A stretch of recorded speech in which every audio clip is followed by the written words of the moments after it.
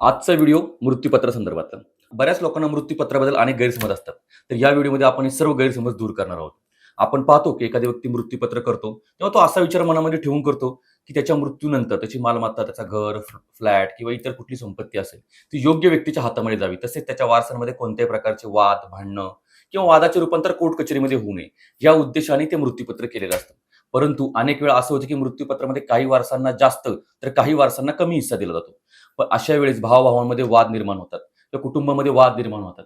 ज्याला कमी हिस्सा मिळतो तो अनेकदा मृत्यूपत्र कोर्टामध्ये चॅलेंज करतो. भलेही ते मृत्यूपत्र रजिस्टर असो किंवा अनरजिस्टर असो किंवा त्याचा व्यवस्थित ड्राफ्ट जरी केलेला असो, त्याच्यावरती योग्य साक्षीदार जरी घेतलेले असो, तरी सुद्धा बऱ्याच वेळा असे मृत्यूपत्र कोर्टामध्ये फेल ठरू शकतात. ह्याच्या मागचं मुख्य कारण आहे की मृत्यूपत्र कोर्टामध्ये योग्यरित्या प्रूव्ह करण्यात येणाऱ्या अडचणी.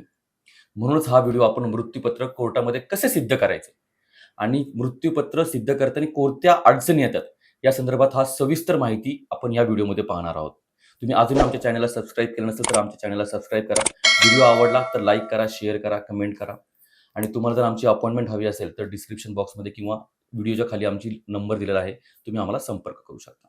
तर आता मग आजचा व्हिडिओ सुरू करूया. सर्वात महत्त्वाचं म्हणजे मृत्यूपत्र हे 2 प्रकारचं असतं. त्यातलं पहिलं म्हणजे रजिस्टर, दुसरं म्हणजे अनरजिस्टर. आपण पाहायला गेलो तर कायद्याच्या दृष्टीने दोन्ही मृत्यूपत्रांना समान किंमत असते. रजिस्टर मृत्यूपत्राला जास्त आणि अनरजिस्टर मृत्यूपत्राला कमी महत्त्व आहे, असा कोणताही नियम नाही. मृत्यूपत्र तयार करत असताना सर्वात महत्त्वाची गोष्ट म्हणजे ते मृत्यूपत्र करणाऱ्या व्यक्तीने स्वतःच्या इच्छेने ते तयार केलेलं असतं. ते स्वतः लिहू शकतात किंवा एखाद्याला सांगू शकतात, सांगून देखील लिहू शकतात. जर ती व्यक्ती अशिक्षित असेल तर तर तिला मृत्यूपत्र वाचून दाखवून समजून सांगणं अत्यंत आवश्यक आहे आणि ही बाब मृत्यूपत्रामध्ये नमूद केलेली असावी. आता स्टॅम्पबद्दल बोलायचं झालं तर मृत्यूपत्रासाठी कोणत्याही प्रकारचा स्टॅम्प लागत नाही, त्याची आवश्यकताही नाही. साध्या कागदावरती लिहिलेले मृत्यूपत्र देखील आपण कायद्यामध्ये वैध ठरू शकतं. पण ह्यामध्ये 2 महत्त्वाच्या विश्वास असलेले एक साक्षीदार असणं अत्यंत गरजेचं आहे. कारण मृत्यूपत्र करणारी व्यक्ती मृत्यूनंतर उपस्थित नसते. त्यामुळे साक्षीदारांवर संपूर्ण विश्वास ठेवावा लागतो. कोर्टात मृत्यूपत्र सिद्ध करण्यासाठी किंवा कमीत कमी एक साक्षीदाराची साक्ष देणे अत्यंत आवश्यक असते. दोन्ही साक्षीदार उपस्थित असतील तर अधिकच चांगलं. हा नियम इंडियन सक्सेशन ऍक्ट सेक्शन 63 मध्ये नमूद करण्यात आलेला आहे. तसेच मृत्यूपत्रावर मृत्यूपत्र करण्याची सही आणि साक्षीदारांच्या सह्या, त्यांचे पत्ते स्पष्ट लिहिलेले असावे. साक्षीदारांनी कोर्टामध्ये हे सिद्ध करायला लागतं की मृत्यूपत्र करणाऱ्यांनी ते स्वतः वाचले आहे, ते स्वतः ऐकले आहे आणि समजून घेतले आहे. दुसरा, आता साक्षीदारांनी कोर्टामध्ये काय सिद्ध करायचं, तर पहिली गोष्ट म्हणजे मृत्यूपत्र करणाऱ्याने स्वतः वाचले, ते स्वतः ऐकले आणि स्वतः समजून घेतले. 2, कोणाच्याही दबावाखाली न येता त्यांनी सही केलेली आहे. ह्या बाबीमध्ये साक्षीदारांनी चूक केली किंवा विरोधाभास आढळला तर मृत्यूपत्रावरती संशय निर्माण होऊ शकतो आणि ते कोर्टामध्ये फेल ठरू शकतं. म्हणून साक्षीदाराची तयारी व्यवस्थित करून घेणं खूप महत्त्वाचं आहे. आता काही महत्त्वाचे मुद्दे ह्याच्यामध्ये. मृत्यूपत्र स्वतःच्या इच्छेने तयार केलेलं असावं. सही साक्षीदारांसमोर केलेली असावी.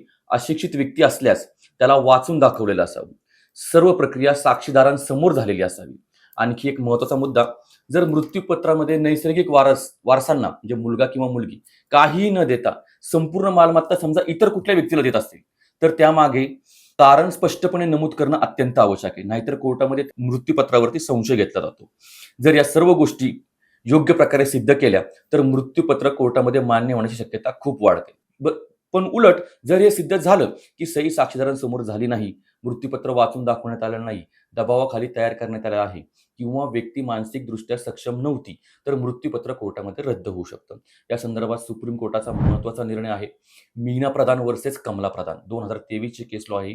या केसमध्ये कोर्टाने स्पष्ट सांगितले, जर मृत्यूपत्र योग्य प्रकारे सिद्ध केलं गेलं नाही तर ते रद्द केलं जाऊ शकतं, इव्हन जर ते रजिस्टर असलं तरी सुद्धा.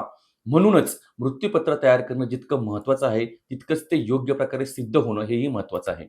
हा व्हिडिओ तुम्हाला उपयुक्त वाटला असेल तर आमच्या चॅनल करा, सबस्क्राईब करा, कमेंट बॉक्समध्ये कमेंट करा आणि तुम्हाला जर आमची अपॉइंटमेंट हवी असेल तर खाली नंबर दिलेला आहे, तर तुम्ही आमची अपॉइंटमेंट देखील घेऊ शकता. धन्यवाद.